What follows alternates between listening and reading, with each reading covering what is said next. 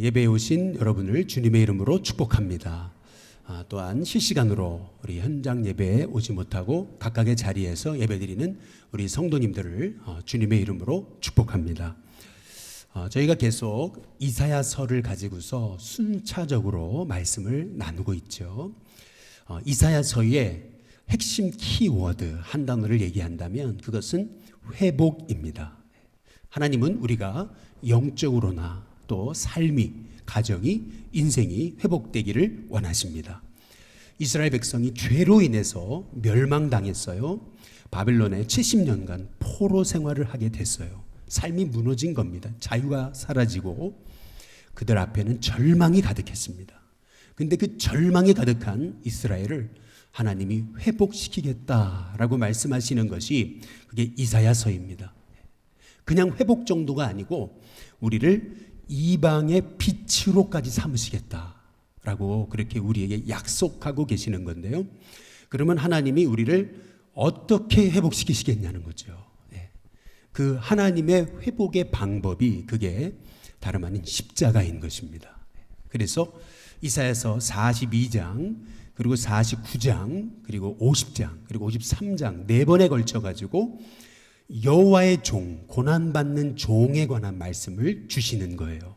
그가 찔림은 바로 우리의 허물 때문이고 그가 상함은 우리의 죄악 때문이고 그가 징계를 받음으로 우리가 나음을 얻고 그가 채찍에 맞음으로 우리가 치유함을 받는 바로 이 고난받는 종, 그 예수님을 우리에게 소개하시고 예수님을 보내시겠다라고 이렇게 말씀하고 계시는 건데요. 우리가 이 땅을 살아가면서 이 땅에서 벌어지는 절망의 문제, 그리고 미움의 문제, 증오의 문제, 분열의 문제, 이렇게 나누임의 문제들, 이런 문제들을요, 우리 인간이 해결할 수 있는 게 아닙니다. 인간의 힘으로 풀 수가 없어요. 이렇게 우리의 삶 속에 대대로 내려오는 이 죄의 저주, 이거를 우리의 힘으로 절대 끊을 수가 없는 거예요. 오직 예수님의 십자가만이, 예수님의 십자가의 용서와 사랑과 회복만이, 바로 그분의 긍휼하심만이, 바로 우리를 불쌍히 여기시는 그 하나님의 마음, 그 마음을 소유한 하나님의 백성만이 바로 이 땅의 진정한 회복의 도구로 쓰임받게 되는 것이죠. 한번 생각해 보세요. 이슬람의 수니파, 시아파의 그 아주 그냥 격렬한 대립, 그 증오, 미움, 수백 년 걸쳐서 내려오는 그들의 그 반목, 그거를 어떻게 인간의 힘으로 풀 수 있습니까? 그 죄악의 고리를 그게 인간의 힘으로 어떻게 끊을 수가 있어요? 우리는 옆에 동네에 사는 사람과 갈등을 일으켜도 그거를 해결하기가 어려운 게 우리 인간인데, 르완다에 있었던 그 대학살이 어떻게 일어났는지 아십니까? 우리나라에도 영남, 호남의 갈등이 있듯이 그 나라에도 후투족, 투치족이 서로 반목했어요. 작은 갈등이었습니다. 그런데 그 갈등이 쌓이다가 어느 순간 한 사람이 한 사람을 죽였어요. 또 한 사람이 한 사람을 죽였어요. 그렇게 해서 서로 미움을 풀지 못하고 증오를 풀지 못하고 서로 칼을 들어 죽이기 시작한 게 몇 명을 죽였냐면 100만 명을 죽였습니다. 아프리카의 가장 아름다운 나라, 그리고 가장 작은 나라였던 그 르완다에서 바로 100만 명이 죽어나가고 200만 명이 난민이 됐습니다. 이러한 그 미움, 증오. 아니, 저 옆에 있는 사람이 내 아버지를 죽인 사람이에요. 아니, 저 사람이 내 아들을 죽인 사람입니다. 그런데 어떻게 내 힘으로 그 사람을 용서할 수 있어요? 절대 우리의 힘으로는 용서할 수 없어요. 회복은 우리 인간의 힘으로는 불가능한 거예요. 결국 하나님은 우리의 삶에 관계를 회복시키시고 절망을 소망으로 바꾸시고 미움을 용서로 바꾸셔서 바로 이 땅을 회복시키시는데, 그런데 어떻게 인간의 힘으로 그 모든 절망과 미움과 상처를 어떻게 우리 인간의 그 결심만으로 그 문제를 해결할 수가 있겠느냐는 거죠. 그래서 하나님이 우리 인간에게 보여주신 그 회복의 방법, 그것이 다름 아닌 십자가인 거예요. 그래서 우리 그리스도인들은 매일 이 십자가를 바라보며 사는 사람이어야 되는 거예요. 사람 보고 문제 보고 환경 보면은 도대체 이 땅에 소망이 없어요. 살고 싶은 마음이 안 들어요. 그러나 나를 위해 죽으신 예수님의 십자가를 바라보는 순간 다시금 소망이 생겨지고, 용서할 수 없었던 영혼을 용서하게 되고 품게 되고, 그래서 바로 우리가 하나님이 세우신 여호와의 종, 바로 회복의 종으로 이 땅에 우리가 들어가는 자리마다 회복의 역사를 일으키는 하나님의 사람이 되는 겁니다. 그래서 이 여호와 종의 사역, 여호와의 종의 사역이 얼마나 놀라운지 이사야서 53장, 우리가 지난주에 주중에 살펴봤던 12절 말씀에 보니까, 이는 그가, 예수님이십니다, 자기 영혼을 버려 사망에 이르게 했어요. 스스로 범죄 중 하나로 여김을 받았어요. 그러나 이렇게 저들은 예수님을 십자가에 못 박여 죽였어요. 그러나 예수님은 많은 사람의 죄를 담당했어요.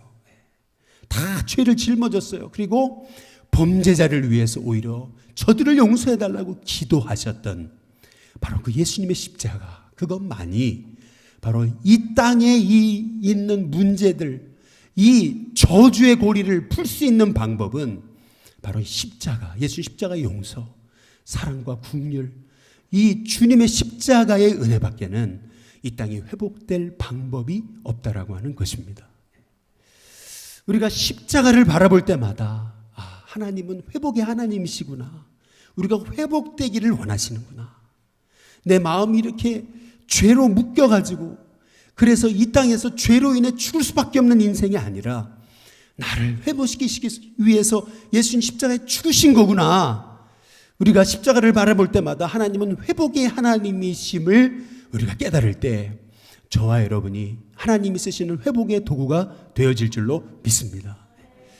이 회복의 도구가 되기 위해서 우리에게 절대적으로 필요한 게 있어요. 그게 뭐냐면 그것이 다름 아닌 회개입니다. 회개. 죄를 회개하지 않으면, 나의 죄를 보지 않으면은 내가 하나님 앞에 절대로 내 힘으로 설 수 없는 죄인이라는 것을 깨닫지 않는다면은 우리 인생의 진정한 회복의 역사는 불가능한 거예요. 그래서 역대하 7장 14절에 보니까 내 이름으로 일컫는 나의 백성이 그들의 악한 길에서 떠나 스스로 낮추고 기도해서 하나님의 얼굴을 찾으면 내가 저 하늘에서 듣고 그들의 죄를 용서하고 그리고 결국 그들의 땅을 고칠지라, 회복시키실 거다 라고 우리에게 말씀하고 계시는 거거든요. 오늘 말씀을 통해서 우리가 알 수 있는 것은 회개란 뭐냐는 거예요. 여러분, 회개는 누가 시켜서 하는 게 아니에요. 회개해야 돼, 회개 안 하면 죽어, 그래서 회개할 수 있는 게 아니에요. 이건요, 회개는 하나님이 우리에게 회개의 영을 부어주셔야 되는 거예요. 내 인생에 왜 이렇게 곤고함이 찾아왔나, 내가 하나님 앞에 불순종했구나, 내 인생에 왜 이렇게 괴로움이 왔나, 저 사람 탓이 아니고 내 마음이 너무 완악했구나 라고 하는 걸 깨닫고 내가 스스로 자기를 낮추고 스스로 회개하고 하나님의 용서를 구할 때 하나님께서 그들의 기도를 들으셔서 그들의 죄를 사하시고 그 땅을 고치시겠다 우리에게 말씀하고 계시는 것이에요. 그래서 여러분, 회개가 축복입니다. 회개가 진정 우리의 삶이 회복되는 비밀이에요. 놀라운 것은 회개했는데 내 상처가 치유받았어요. 회개했는데 내 병이 났어요. 회개했는데 관계가 다 회복되어지는 거예요. 그래서 하나님은 우리를 회개의 자리로 초청하십니다. 이것은 나를 복의 사람으로 부르시는 하나님의 초청인 거예요. 어제 마더와이즈 우리 수료식을 했습니다. 같이 이렇게 수료식을 마치고 같이 대화를 잠깐 나눴는데 우리 교회 집사님 한 분이 그런 얘기를 하세요. 마더와이즈를 하면서 한 말씀 앞에 서게 됐잖아요. 말씀으로 자기를 돌아보니까 내가 자식들한테 너무 잘못한 게 많더래요. 그래서 자녀들한테 일일이 전화를 걸어가지고 내가 잘못했다고, 나 용서해달라고, 엄마가 어리석어서 너희들한테 너무 죄를 많이 졌지, 미안하다고, 어머니가 진심으로 자녀들한테 용서를 구하니까, 회개하니까, 그러니까 아들이 그러더라는 거죠. 아니, 어머니 최선을 다하신 거라고, 잘하신 거라고. 그 앞에서는 그렇게 전화를 딱 끊고, 그리고 방에 들어가가지고 막 아들이 엉엉엉 울더라는 거죠. 여러분, 이렇게 우리 인생의 결국에는요, 우리가 다 정말 병든 죄인 아니겠습니까? 우리가 입술로 얼마나 많은 사람을 상처를 주고, 나도 모르게 내 입이 독사의 독이 돼가지고 얼마나 많은 영혼을 무너뜨렸습니까? 나도 모르는 사이에 내 몸으로 얼마나 많은 죄를 짓고, 생각을 통해서 얼마나 사람을 정죄하고 입술로 판단하고 그랬습니까? 사실 생각해 보면은 우리의 죄가 말씀 앞에 비춰지게 되면은 정말 우리는 회개 없이는 살 수 없는 존재들이라는 것을 깨닫게 되는 것이거든요. 어떤 장로님이요, 참 순수하고 진실한 장로님이셨습니다. 근데 이제 장로님의 역할을 하다 보고 또 이제 교단의 일을 하다 보니까, 어떻게 하다 보니까 이제 교단 정치에 발을 들여놓게 되신 거예요. 여러분, 정치라는 게 그렇잖아요. 정치라는 게 어떻게 순진하게 정치를 할 수 있습니까? 정치를 하다 보니까 겉모술수도 써야죠. 정치를 하다 보니까 남을 속이기도 해야 되죠. 정치를 하다 보니까 돈도 조금 왔다 갔다 좀 해야 되겠죠. 정치를 하다 보니까 남을 이용도 해야 되죠. 남의 눈물에 피눈물을 흘리게도 되죠. 정치를 하다 보니까 말씀을 볼 시간이 없잖아요. 기도할 시간이 없잖아요. 사람 비유 맞춰야 되잖아요. 그러다 보니까 이 장로님이, 그렇게 진실하던 장로님이, 이 장로님의 얼굴이 굳어지고, 그리고 장로님 같지 않게 돼버린 거예요. 벌써 자녀들은 알잖아요. 근데 아버지가 갑자기 암 선고를 받았는데 의사 선생님이 불러가지고 가보니까 딸에게 그러는 거죠. 아버지 몇 살 못 산다. 며칠 못 산다. 그때 이제 딸이 그 얘기를 듣고, 아버지를 생각하니까 너무 가슴이 아프고, 우리 아버지 이렇게 가시면 안 되는데, 그래가지고 며칠 동안 아버지를 위해 기도하다가 아버지를 붙잡고 병상에서 아버지 회개하고 가셔야 된다고, 이러고 가시면 안 된다고, 아버지 어떻게 주님 얼굴 보실 거냐고. 역시 그 딸이, 그 아버지 그 딸이 진실한 딸이 아버지를 설득하는 거예요. 아버지 회개하고 가셔야 된다고. 그러니까 아버지가 뭐라 그래요?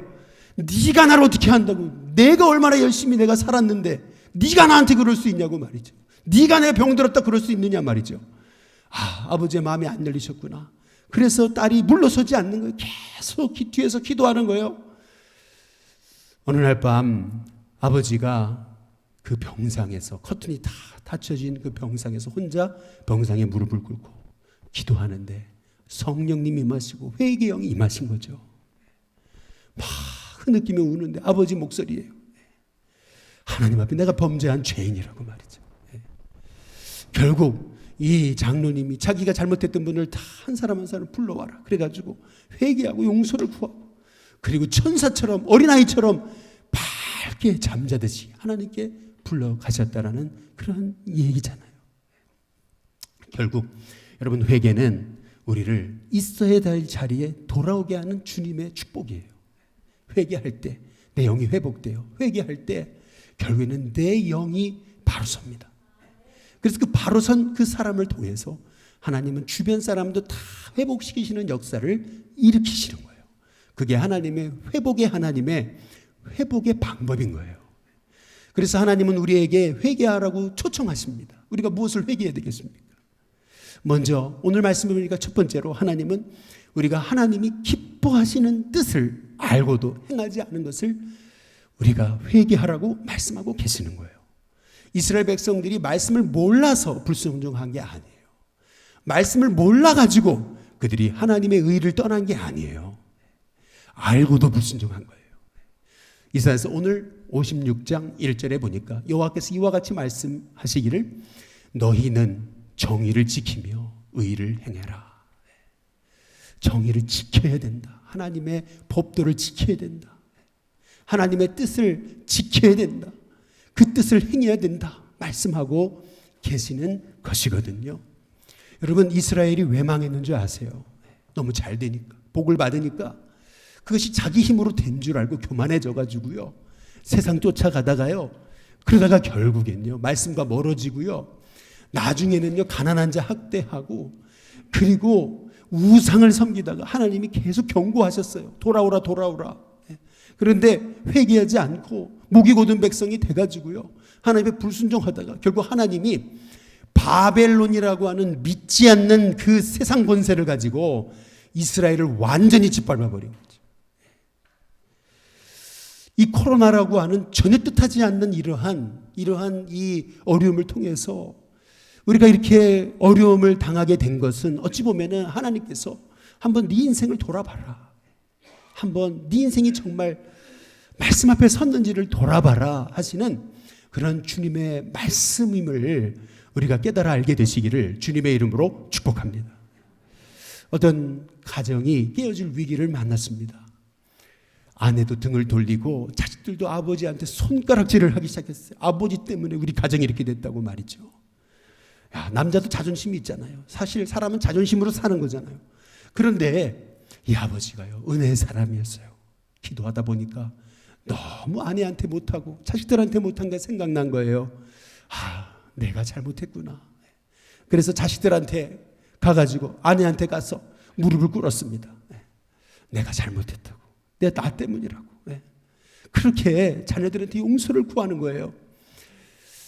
보통 우리는 뭐라 그러죠? 우리한테 손가락질하면 내가 당신을 어떻게 사랑했는데, 이 가정을 어떻게 지켜왔는데, 자식들한테 내가 니들을 어떻게 먹여 길렀는데, 내가 먹을 거 안 먹고 입을 거 안 입고 니들을 어떻게 일어났는데 니들이 이렇게 이럴 수 있냐고, 니들이 자식이냐고 막 소리를 치고 막 그래야 되는 정상인데, 그런데 이분은 하나님의 은혜가 임하고 회개형이 임하니까 내가 잘못했다고, 아비를 용서해달라고, 내가 밀어냈다고, 아내한테도 나를 용서해, 내가 사랑이 없었다고 그랬더니요, 아내가 놀라죠. 자식들이 놀래죠.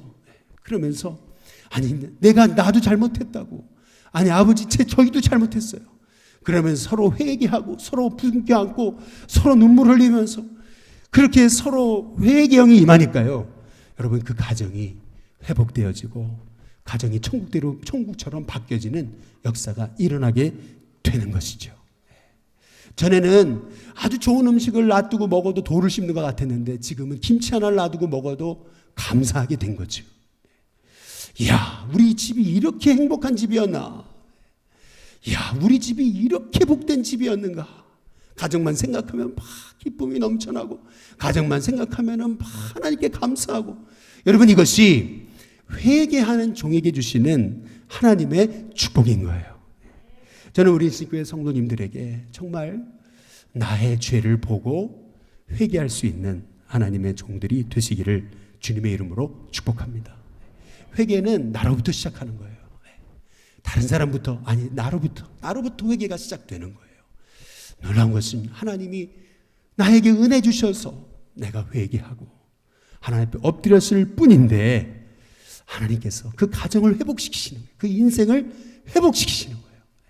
그래서 사도행전 2장 38절에 보니까 베드로가 이르되 너희가 뭐해서요?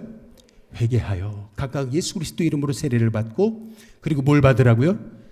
죄사함을 받으라. 그것밖에 없어요. 그러면 성령의 선물을 받을 것이다.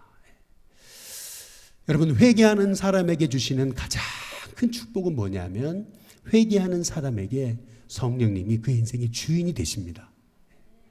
전에는 내가 주인이었어요. 내 감정대로, 내 기분대로 살았어요. 그러나 회개하는 종들에게 성령님이 그 인생의 주인이 되어주세요. 전에는 절제가 안 됐던 분노, 전에는 절제가 안 됐던 감정, 미움의 감정, 상처, 또 서운함, 절망감들이 성령님이 주인이 되시니까 그게 절제가 돼요. 그게 컨트롤이 돼요. 그게 다운이 됩니다. 그러면서 이해가 되고 용납하게 되고 용서하게 되고 축복하게 되고, 그래서 전에는 절대 용서할 수 없다고 생각했던 영혼들까지도 용서하는 축복을 주시는 것이죠. 저희 일신교회 성도님들이 이런 회복의 은혜가 있게 되시기를 주님의 이름으로 축복합니다.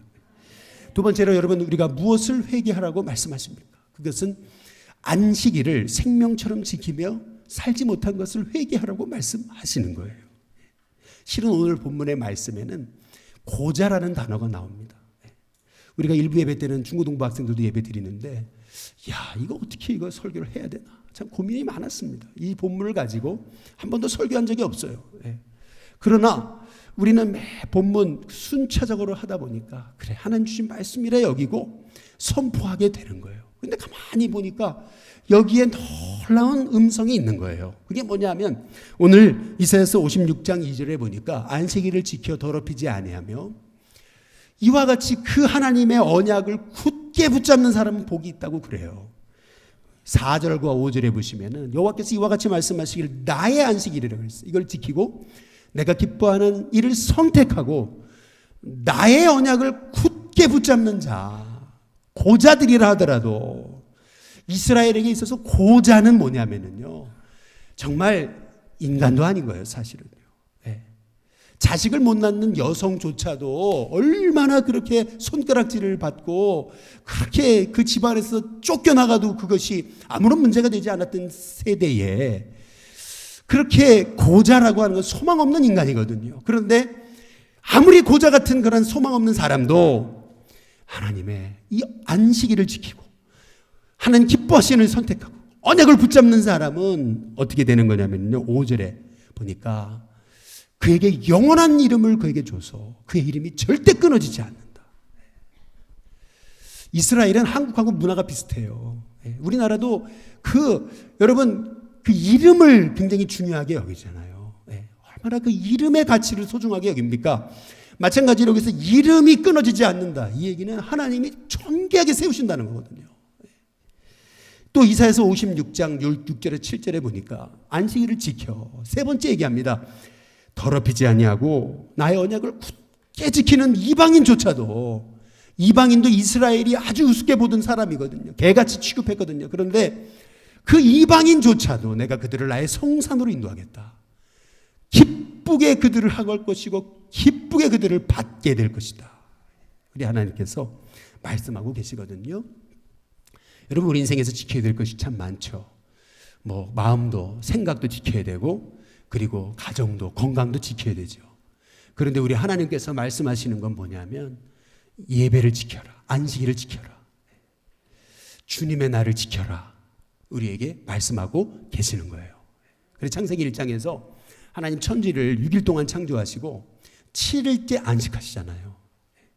6일 동안 창조하시고 7일째는 일을 안 하시거든요. 그 이유는 하나님이 힘이 없어서 하나님이 7일째 안식하신 게 아니에요. 그것은 뭐냐면 하나님이 인간을 만드신 창조 원리를 말씀하고 계시는 거예요. 이와 같이 하나님이 세우신 이 안식일, 주님의 날을 생명처럼 여기는 자, 하나님께서 그의 인생을 존귀하게 하시겠다. 하나님의 법을 우리에게 말씀하고 계시는 것이죠. 근데 이스라엘 백성들은요, 잘 되니까요. 그러니까 얼마나 세상에 좋은 게 많아요. 한번 여러분 생각해 보세요. 요새 코로나를 위해서 이제 우리 한국당, 한국교회, 감리교회, 우리 신교회 세계열방을 기도하다 생각되는 건 뭐냐면, 우리가 조금 잘 살게 됐다고. 언제 잘 살았다고? 조금 잘 살게 됐다고. 우리가요, 세상 좋아하고 우리가 얼마나 우리가 주님의 날을 귀히 여기지 않았잖아요. 그러고 나니까요, 이스라엘 백성들이요, 잘 되니까 예배를 소홀히 여긴 거예요. 이사야서 1장 12절에 보시면은 너희가 내 앞에 보이러만 오느냐, 이것을 누가 너희에게 요구했느냐, 내 마당만 밟을 뿐이다. 예배가 형식이 되어지고 예배를 통해 하나님의 감격을 잃어버린 이스라엘 백성들을 하나님께서 예배가 회복돼야 너희들의 인생이 회복된다라고 말씀하고 계시는 거거든요. 지난 우리 서울연회가 열렸어요. 그런데 그때 오전에 우리 군목 목사님이 말씀을 전하시는데 참 그게 일리가 있더라고요. 딱 2008년이래요. 2008년을 기점으로 자기가 군 생활을 하면서 보니까 요새는요, 이렇게 군인들이 이렇게 교회 잘 안 온대요. 옛날에는 가만히 있어도 막 밀려왔대요. 물 밀듯이 막 훈련병들이 물 밀듯이 밀려왔는데 이제는 전과 다르네요. 옛날에는 그 초코파이 하나에 그렇게 많은 군인들이 몰려오고, 그리고 오지 말라 해도 와가지고 그 교회 오면은 그래도 내무반이 힘드니까 그러니까 교회 와서 좀 자기도 하고 쉬기도 하고 이렇게 갔는데, 근데 요새는 그렇지 않더라는 거예요. 오히려 내부반도 편하고 그리고 뭐 초코파이 그거 하나 가지고 오지 않는다는 거예요. 마찬가지로 우리가 사는 게 너무 편해졌잖아요. 예배보다 더 세상이 좋은 게 많잖아요. 그러다 보니까 예배를 잊어버리는 거예요. 예배의 감격을 우리가 놓치는 거예요. 예배가 형식이 되어지는 거예요. 예배의 그 사모함이 사라지는 거예요. 춘천에서 그 대형 할인마트였습니다. 뭐 빅3, 우리나라 빅3라고 얘기하는 그 대형 할인마트 그 사장이 우리 교회에 나왔는데 담임 목사님이 계속 그분 왜 안 나오냐 이렇게 물어보시니까, 그러니까 이제 제가 계속 안 나오시면 전화드리고 왜 안 나오시냐고 이제 전화하고 근황을 물었거든요. 그러면 주일마다 골프 치러 가야 되죠. 뭐 주일마다 사업하느라고 바쁘죠. 근데 신기한 것은 그 안 무너질 것 같았던 그 대형 할인마트가 망했어요. 그분이 떠나면서 했던 말이 하나님이 내 믿음을 회복시키시려고 이런 어려움이 온 것 같습니다. 그렇게 고백하는 것을 들었어요. 여러분, 여러분이 안식일을 지키는 것 같지만 여러분이 안식일을 지키는 것이 아니라 여러분이 안식일을 생명처럼 지키면 안식일이 바로 하나님이 여러분을 지키십니다.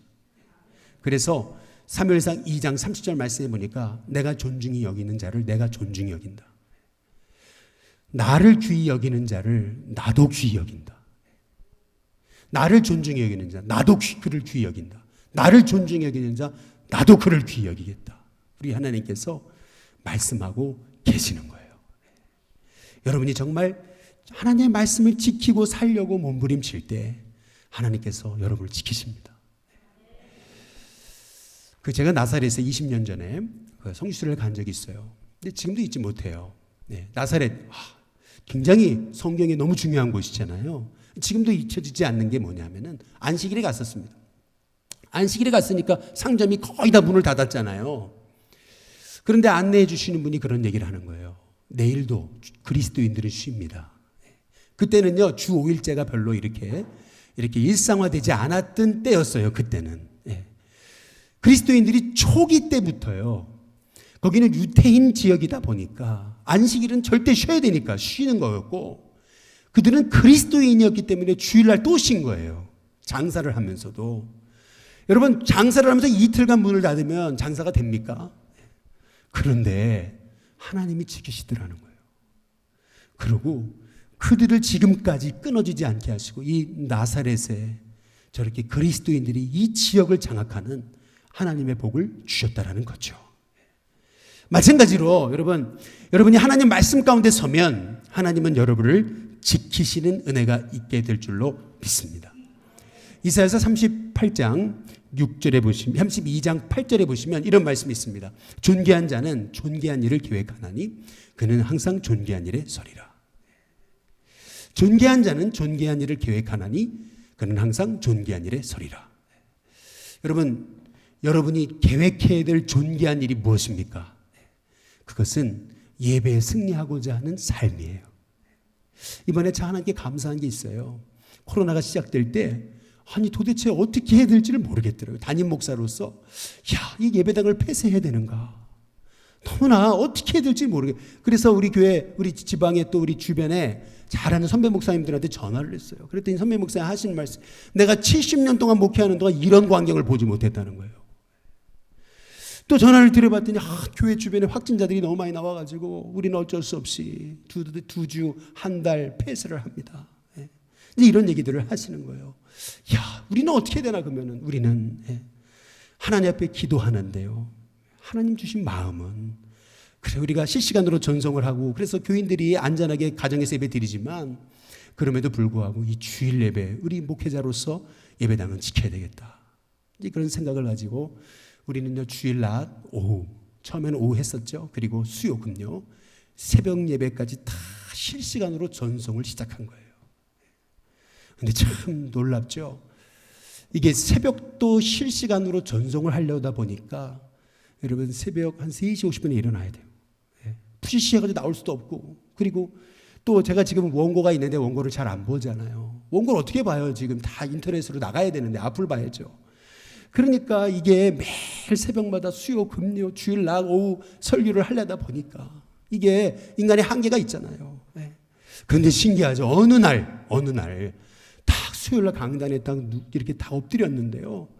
너무 기쁜 거예요. 너무 행복한 거예요. 야, 교인들은 뭐 3, 4명, 5명 교인 목회자 빼고 왔는데, 야, 너무 감사한 거예요. 막 그냥 은혜가 몰려오는 거예요. 막 이제 그러면서 하나님이 감당할 힘을 주시는 거죠. 그래가지고 화요일마다 여러분 화요일날 주보 다 끝내가지고 말씀 요약도 다 끝내가지고 여러분께 다 보내드리잖아요. 수요일날 도착합니까? 목요일날 도착합니까? 제가 안 받아봐서 모르겠어요. 지금 2달, 3달째 화요일날 예배 주보 끝내가지고 다 보내드리잖아요. 야, 이게 하나님이 이렇게 하게 하신 것도 은혜구나 이게. 예. 여러분, 존귀한 자는요 항상 존귀한 일을 계획해야 돼요. 그러면요 하나님이 존귀한 일에 서게 하세요. 여러분의 삶 속에 예배가 가장 여러분의 인생의 존귀한 일이 되시기를 주님의 이름으로 축복합니다. 그때 여러분의 삶에 하나님 속에 하나님께서 마음의 중심을 붙잡아 주시고 여러분의 인생에 묶여졌던 일들을 결국 다 풀어주시는 은혜가 있게 하시리라 믿습니다. 마지막 3번째로 우리가 무엇을 회개해야 되겠습니까? 그것은 사람을 차별한 것을 회개하셔야 됩니다. 저도 그래요. 네. 오늘 말씀 이사야서 56장 3절에 보면은 여호와께 연합한 뭐죠? 이방인이다. 또 그 다음에 고자도 말하기를 나는 마른 나무를 하지 말라. 네. 우리 사람들이 볼 때 고자는 인간 같지도 않고 그리고 이방인을 개취급하던 이스라엘이지만은 하나님은 아니시라는 거예요. 하나님은 이방인조차도 아니 고자조차도 하나님 일으키셔서 그들을 존귀한 백성으로 삼으시겠다고 말씀하고 계시는 거예요. 하나님이 택하셔 하나님이 창조하신 그 사람 그 안에 하나님의 형상이 있어요. 그래서 우리가 하나님의 종들이라면요 사람을 겉모습 보고 판단할 것이 아니라 그 안에 있는 하나님의 형상을 보셔야 됩니다. 그래서 정말 어린아이 하나조차도 비천한 자 하나조차도 한 사람조차도 우리가 귀히 여기고 우리가 그 영혼을 주님 대하듯이 대할 때 하나님께서는 저와 여러분에게 하나님의 복을 부어 주시는 것이라는 거죠. 여러분 요나의 문제가 뭐냐면요 요나는요 하나님의 종이라고 하지만은 니느웨 백성을 인간같이 생각하지 않은 거예요. 하나님이 니느웨 가서 복음 전하려 하셨더니 이 요나가 불순종하잖아요. 결국 하나님이 그를 붙잡아서 강권적으로 니느웨에 가게 하시니까 어쩔 수 없이 가가지고 복음을 전해요. 그런데 놀라운 것은 그 니느웨 백성이 회개하고 죄를 뒤집어쓰고 그리고 베옷을 입고 회개하잖아요. 그러니까 요나가 어떻게 하냐면 아니 저런 것들이 어떻게 저렇게 회개하고 앉았냐고 원망하고 불평하잖아요. 그러니까 하나님이 깨닫게 하시려고 그 더운 날 머리 위에 박넝쿨을 탁 자라게 하세요. 그랬다가 동풍을 보내주셔가지고 박넝쿨을 딱 또 시들게 하세요. 그러니까 이 요나가 잠깐 좋아했다가 또 그 다음에 막 불평하고 죽었으면 좋겠다 막 그러니까 하나님이 요나에게 뭐라 그러신지 아세요? 요나서 4장 9절입니다. 거기 보시면 하나님이 요나에게 이르시되 내가 이 박넝쿨로 말미암아 성내는 것이 어찌 옳으냐 이렇게 물었어요. 그랬더니 요나가 뭐라 하냐면 성내요 죽어버려도 옳습니다 이렇게 얘기합니다. 얼마나 이 요나가 고집이 센지 말이죠. 그러니까 하나님께서 뭐라 그러세요? 너가 수고도 않고 재배도 않고 오늘 있다가 내일 없어진 이 박넝쿨도 이렇게 네가 아꼈는데 하물며 저 큰 성읍 니느웨 좌우를 분별하지 못하는 저 12만여 영혼의 그 영혼을 내가 귀히 여기지 아끼지 않겠느냐. 우리 하나님이 말씀하시는 거죠. 너 그 박넝쿨 하나 그거 그렇게 아껴놓고 저 좌우를 분별하지 못하는 죽어가는 니느웨 내가 아끼지 않겠냐. 우리 하나님이 말씀하고 계시는 거예요. 오늘 이 말씀을 통해서 이사야서를 통해서 우리에게 주시는 말씀이 뭐냐면은 하나님께는요 비천한 한 영혼도 너무 귀하다는 거예요. 저 이방인 고자 같은 영혼들도 저 소망 없는 그 영혼도 하나님이 너무 귀하시다고 말씀하고 계시는 거예요. 그래서 우리도 우리의 마음속에 이렇게 영혼을 귀히 여기는 마음이 필요하다고 우리에게 말씀하고 계시는 거예요. 가만히 저 자신을 생각해 보니까 야, 그렇구나. 저도 참 사람을 많이 차별했구나. 이런 생각이 들면서 오늘 말씀을 준비하면서 이제 회개하게 되는 것이죠. 야고보서 2장 2절부터 4절에 보니까 이런 말씀이 있어요. 만일 너희 회당에 금가락지를 끼고 아름다운 옷을 입은 사람이 들어오고 또 남루한 옷을 입고 그렇게 가난한 사람이 들어올 때 니들이 어떻게 했냐. 3절에 보니까 아름다운 옷을 입은 사람에게는 어이구 여기 앉으시라고 막 자리를 만들어서 줘놓고 가난한 자가 왔을 때는 거기 앉든지 말든지 그 얘기거든요. 그래서 4절에 뭐라 그러시냐면 너희끼리 이렇게 서로 차별하며 악한 생각으로 판단하는 자가 되는 것이 아니냐. 이렇게 되면 9절에 보니까 만일 너희가 이렇게 사람을 차별하면 그건 죄를 짓는 것이다. 그렇게 우리에게 말씀하고 계시는 것이거든요. 오늘 이 말씀을 통해서 하나님이 바로 저와 여러분을 얼마나 귀히 여기시는지 이 말씀을 통해서 우리에게 주시는 말씀이 뭐냐면 여러분 세상에 멸시받던 자, 미움받던 자, 종되었던 자를 일으키셔가지고 하나님이 이방의 빛을 삼으시고 백성의 언약이 되게 하시는 분이 우리 하나님이시거든요. 상한 갈 때 꺾지 아니하시고 꺼져가는 심지도 끄지 아니하시는 그 하나님이 바로 이렇게 고자조차도 이방인조차도 귀히 여기시는 하나님이 우리를 귀히 여기신다. 그렇게 우리에게 또한 말씀하고 계시는 거예요. 이런 하나님의 마음을 안다면은요, 다윗이 왜 복을 받는지를 알 수 있게 되는 거예요. 사무엘상 22장 2절에 보니까 환난당한 모든 자, 빚진 모든 자, 마음이 원통한 자가 다윗에게 다 모여들었어요. 그러나 다윗은 그들을 물리치지 않았어요. 그들을 품었어요. 그랬더니 하나님이 다윗을 정말 존귀히 하나님이 높여주신 것이라는 것이죠. 저는 우리 신교회에 이러한 정말 영혼을 귀히 여기고 한 영혼을 정말 주님의 마음으로 대할 수 있는 우리 신교회 성도님들이 다 되시기를 주님의 이름으로 축복합니다. 이 말씀만 드리고 마치겠습니다. 조덕삼 장로님하고 이자익이라고 하는 목사님의 일화를 여러분 아마 한 번쯤 들어보셨을 겁니다. 워낙 유명한 일화니까요. 이 조덕삼 장로님은 저기 용화 마을에서 아주 굉장한 최고의 이제 부자였습니다. 근데 이자익이라는 이 사람은 이 조덕삼 장로의 머슴이었습니다. 마부였어요. 6살 때 부모님을 잃고 너무 배가 고파가지고 머슴이 됐어요. 그런데 이 조덕삼이 보니까 이자익이요, 굉장히 총명하거든요. 배운 게 하나도 없는데 아주 천자문 외우는 걸 옆에서 듣고서 아주 줄줄줄 외우는 거예요. 야, 너는 굉장히 애가 괜찮다. 그래가지고요, 이 조덕삼 참 대단한 사람이죠. 이 머슴을요, 자기 아들하고 같이 서당에 보내서 공부를 시켰어요. 그리고 교회까지 인도해서 전도해가지고 그리스도인 만들었습니다. 시간이 흘렀어요. 세월이 흘렀습니다. 이 조덕삼도 이자익도 교회 집사가 되고요. 그리고 영수가 됐어요. 영수란 당시 있었던 직분, 영수란 장로님은 아닌데 장로님 바로 밑인데 이 교회 행정도 담당하고 설교도 할 수 있었던 사람이었어요. 그런데 1907년이었습니다. 이 금산교회에서 이제 장로 피택 선거가 있었던 거예요. 그런데 아니 교인들이 투표를 했는데 조덕삼, 이자익 두 사람이 후보로 올라온 거예요. 다시 투표를 했습니다. 누가 됐냐면 이 머슴 이자익이 주인 조덕삼을 누르고 장로가 됐어요. 얼마나 놀라워요. 근데 조덕삼이 이제 나와가지고 했던 말이 더 놀라운 거죠. 우리 금산교회는 오늘 위대한 선택을 하신 겁니다 말이죠. 저 이자익은 나보다 훨씬 믿음이 좋습니다. 저 이자익을 잘 그렇게 밀어달라고. 참 놀라운 거 아니에요? 자기 머슴이 자기를 제끼고 장로가 먼저 됐는데 질투심도 없이 이자익을 높이는 그 주인의 마음이 얼마나 놀라운 거냐는 거예요. 당시까지만 해도 우리나라의 신분 질서가 정확했던 시대였습니다.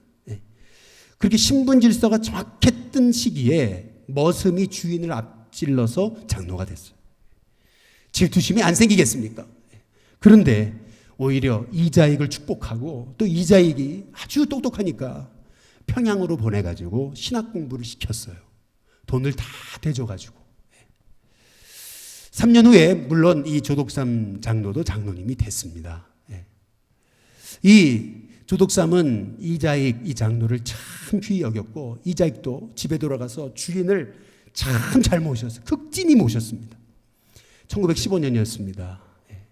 1대 목사님이 은퇴를 하시는데 2대 목사님으로 이 조독삼 장로가 자기네 교회에 담임 목사님을 누구를 청빙했냐 하면 바로 자기 머슴이었던 이자익을 담임 목사님으로 청빙합니다.